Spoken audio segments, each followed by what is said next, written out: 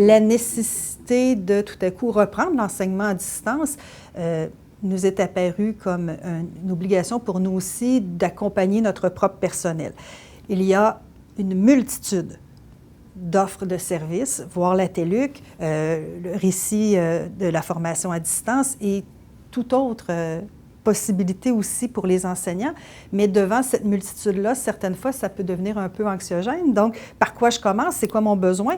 Nous avons donc décidé d'écouter nos enseignants et nous avons créé un événement.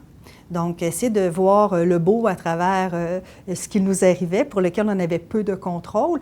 Donc, l'événement, nous l'avons appelé le FAD Fest, donc pour la formation à distance, une espèce de festival pendant un mois où chaque semaine, chaque jour de la semaine, plusieurs ateliers étaient offerts en synchrone ou en asynchrone aux enseignants. Nous avons créé une plateforme aussi viable bien après les événements que nous avons vécus, qui est de point de convergence de toute l'information en lien avec la formation à distance. Nous offrions aussi des périodes d'accompagnement en direct à chaque jour, qui étaient là l'endroit où nous allions recueillir les besoins des enseignants pour préparer les ateliers de la semaine suivante. Donc, nous avons tenté de travailler tant les volets techniques, parce qu'il faut s'approprier les outils aussi. On a beau être familier avec la technopédagogie, du jour au lendemain, faire de la formation à distance, c'est autre chose aussi. Donc, s'approprier les outils, voir aussi dans notre planification d'enseignement comment on va mieux répondre à l'enfant en formation à distance, se questionner aussi sur l'aspect disciplinaire, qu'est-ce que je veux que l'élève continue à apprendre ou à maintenir. Donc, nous avons travaillé ces trois volets-là à travers le FADFest aussi, en espérant avoir réussi à mettre en valeur le travail des enseignants à travers le travail phénoménal que nos conseillers pédagogiques ont eu à faire pendant ce mois-là, à accompagner les enseignants.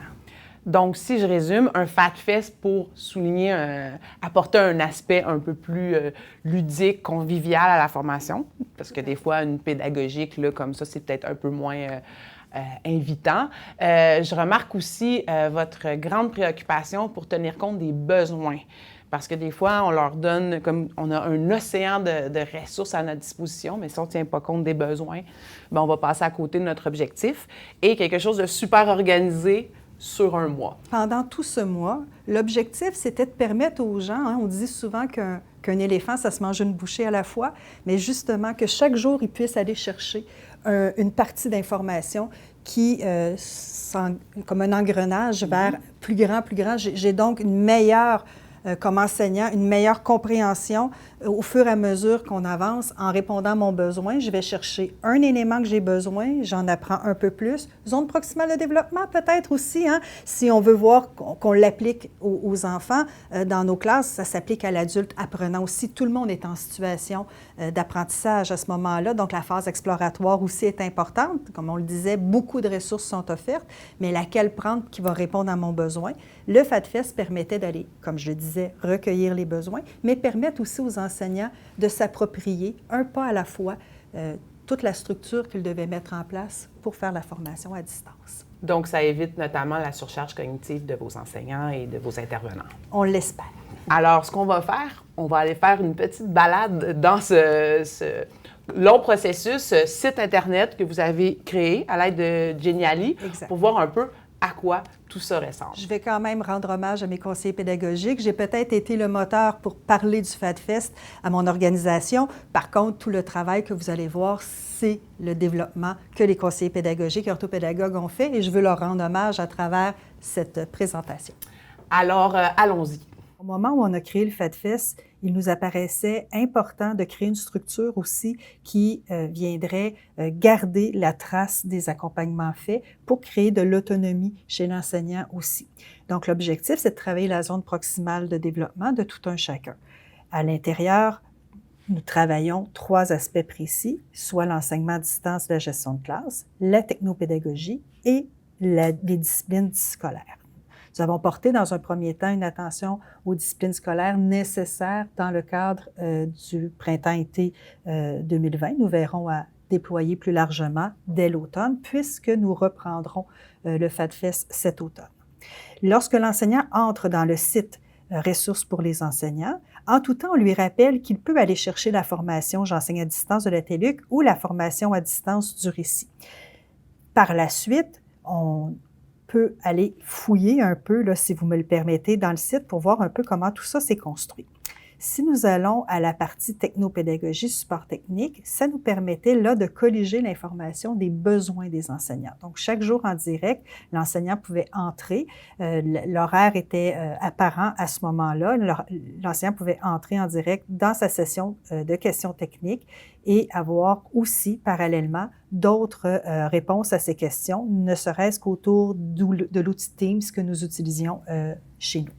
Donc, les questions des enseignants entre 15 et 16 heures servaient à alimenter les formations des semaines qui ont suivi, par exemple.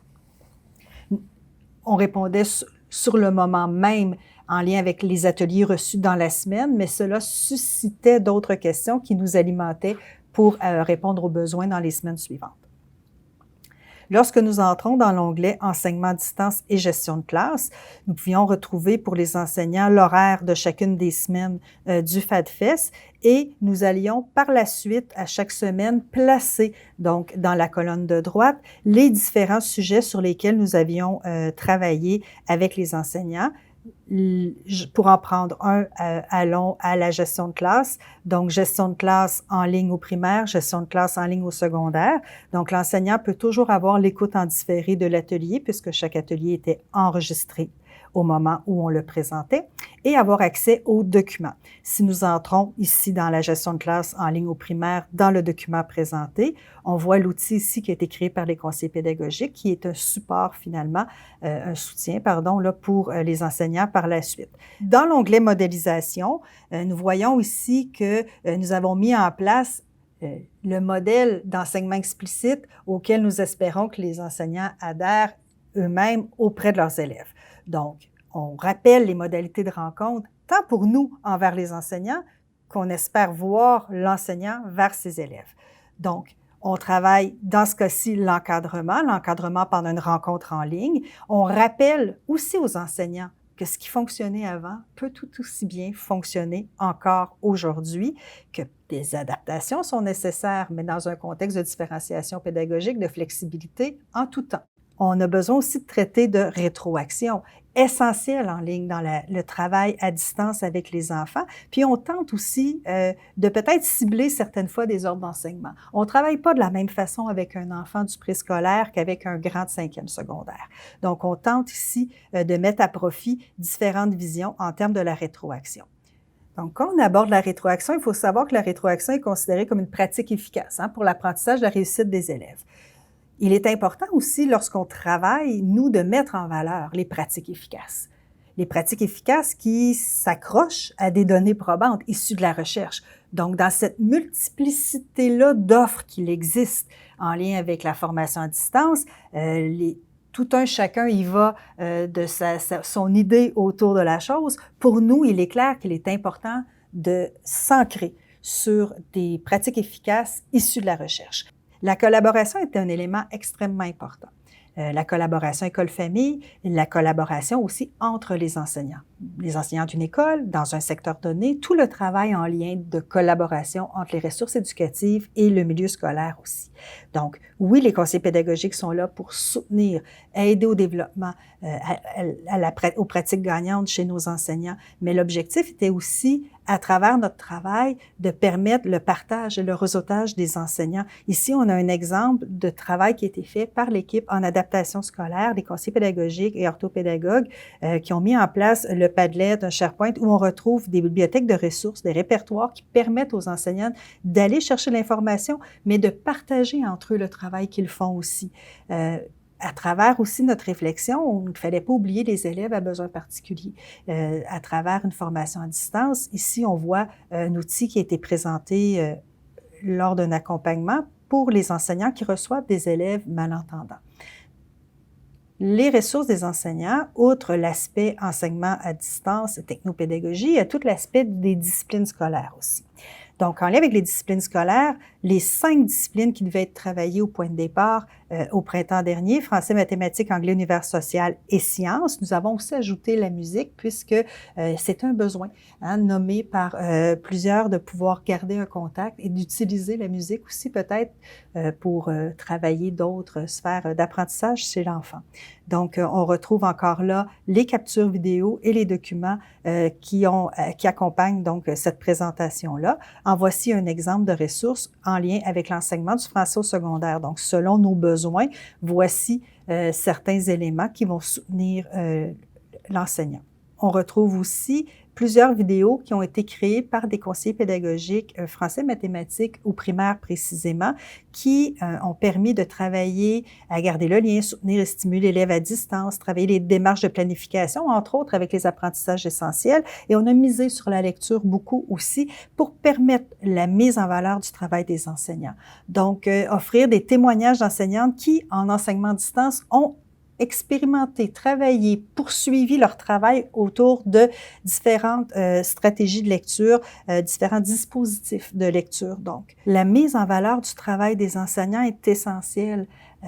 Puisque à partir du moment où je vois qu'un de mes pairs réussit à faire quelque chose et que je vois que je pourrais le faire aussi, je ne fais qu'être tiré vers le haut. Puis l'objectif de tout ça, en bout de ligne, c'est de voir à travers le défi que nous avons eu, l'opportunité d'être tout le monde tiré vers le haut. On l'a fait à vitesse grand V, clairement, mais tout de même, ce qui est mis en place là, on l'espère pérenne pour la suite des choses. C'est-à-dire que quelle que soit l'orientation que nous prendrons à l'automne, voire à l'hiver ou dans les années à venir, ce soutien-là demeure et on espère que le réseau mis en place continuera à vivre et encore plus fort à travers les années à venir. Toujours au niveau des ressources pour les enseignants, il y a un bloc sur les ressources complémentaires. Ici, nous avons mis en lumière le travail d'une de nos enseignantes à la commission scolaire, qui est aussi technopédagogue. Nous avons un système de technopédagogues en lien avec le plan d'action numérique dans notre organisation. Donc, nous avons mis son travail en lumière autour justement de l'utilisation de Teams. Donc, une enseignante qui s'adresse aux enseignants.